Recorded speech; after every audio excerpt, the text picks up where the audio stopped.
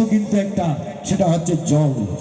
ঠিক সেভাবে আমরা যারা ইসলাম ধর্মে গ্রহণ করেছে, যারা কোরআন নিয়ে পড়াশোনা করে, কোরআনের উপর যাদের ডিগ্রি রয়েছে, যেমন ডক্টর মিজানুর রহমান আহাজারি, তার সাথে আমার ভালো সম্পর্ক আছে।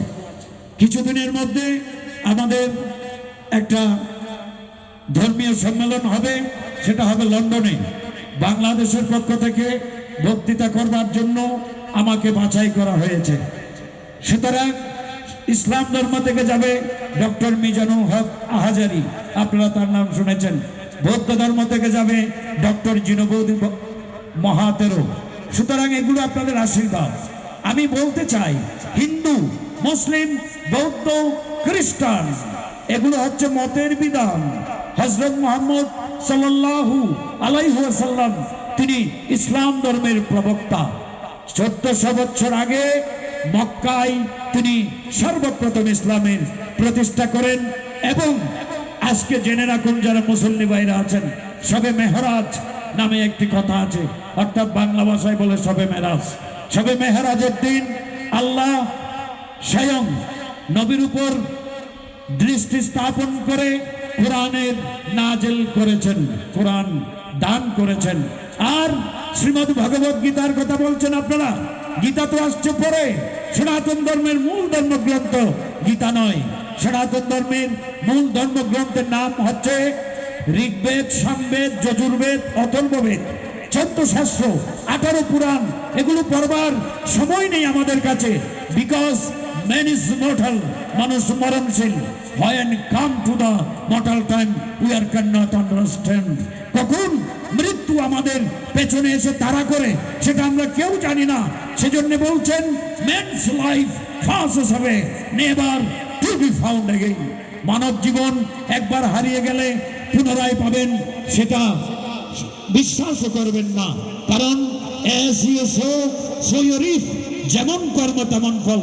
আপনি মুসলমান হয়ে 5 ওয়াক্ত নামাজ না পড়লে, আপনি হিন্দু হয়ে ত্রিসন্ধ্যা না করলে, আপনি বুদ্ধিস্ট হয়ে যদি আপনি পতঞ্জন না করেন, খ্রিস্টিয়ান হয়ে আপনি যদি 3 বেলা সন্ধ্যান্নিক না করেন, তাহলে আপনার মুসলমান হলে 5 ওয়াক্ত নামাজ না পড়লে আপনার জন্য বেহেশতের দরজা বন্ধ।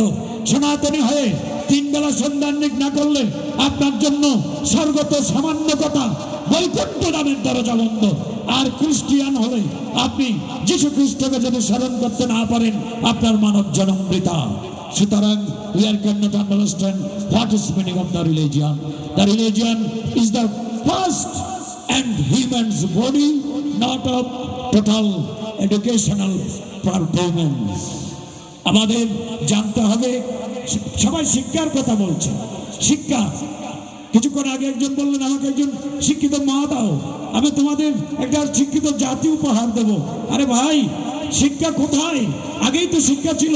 যখন আমি 92-তে এসএসসি করেছিলাম, এরপরে অন্যান্য ডিগ্রিগুলো অর্জন করেছি। সুতরাং যাই হোক, আমরা বাল্য শিক্ষা পড়েছি। বাল্য শিক্ষায় বলেছেন পদ্ম, জন্ম, আত্ম, ব্রহ্ম। আই ক্যান চ্যালেঞ্জ এভরিবডি, সকলের সাথে আমি চ্যালেঞ্জ করে বলতে পারি, এই লাইনটার বাংলা যদি আপনারা বুঝাতে পারেন, কি বলেছেন? পদ্ম, জন্ম, আত্ম, ব্রহ্ম, এখানেই ধর্ম শেষ।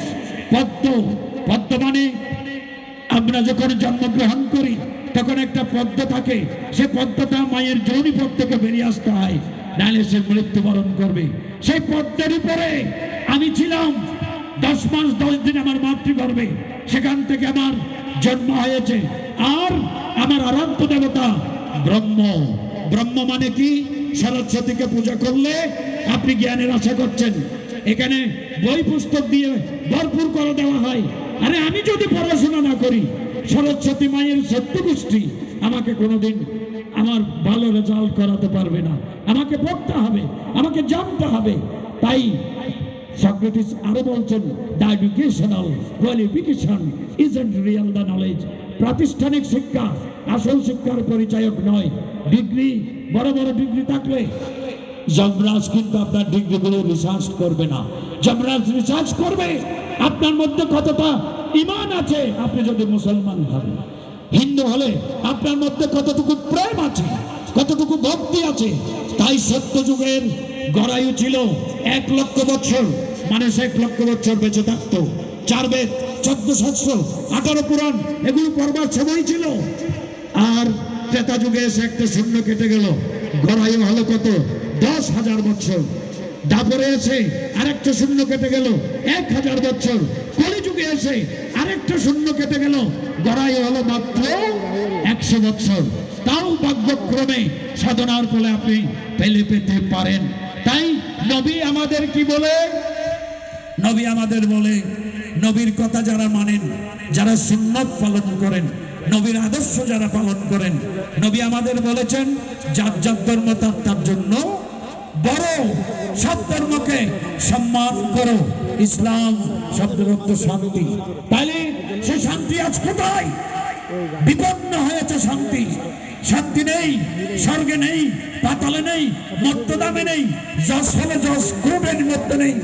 মানুষের জীবনের নিরাপত্তা নেই, কখন মানুষ মরে যায়। হাইরে মানুষ রঙিন ফানুষ, দম পুরালে টুস। তাই কলিযুগে 4 বেদ, 14 শাস্ত্র, 18 পুরাণ এগুলো পড়বার প্রয়োজন নেই। বেদশাস্ত্র কামধেনু বিদিত সংসারে দহন করেন কৃষ্ণ, সে ধনু সাদরে দীপ্তরূপী পার্থতাতে ভক্তা সুনিজন গীতা অমৃত রূপ হয়েছে দোহান। এজন্যই বলছেন 4 বেদ 14 শাস্ত্র তুমি কখন পড়বে? তোমার আয়ু লেখা তো 100 বছর, হাসিতে খেলিতে 20 বছর, বিয়ে শাদী করে 40 বছর, আর তারপর 40 পার হলে গাল ভেঙে যাবে, মুখ ঢুকে যাবে, এনার্জি কমে যাবে, আপনার লিভারও শেষ হবে, হার্টের প্রবলেম